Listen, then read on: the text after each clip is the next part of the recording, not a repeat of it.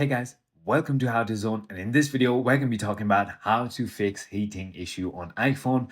It could be any iPhone whatsoever, and you can simply go ahead and fix it. So number one, it could be because of your software update. Simply go ahead and open your settings and head to General and click on Software Update and make sure that you have a up-to-date iOS software. Now, the second thing could be background applications. Simply pull down from the screen and close all the background applications if you have it open.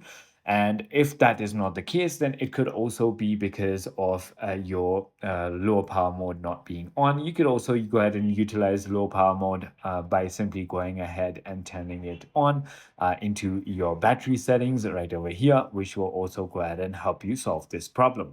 If none of it is working, then simply try force restarting or restarting your mobile device and it should work. I hope this video clarifies everything for you. If you have further more queries, feel free to comment down below and I'll see you on the next one.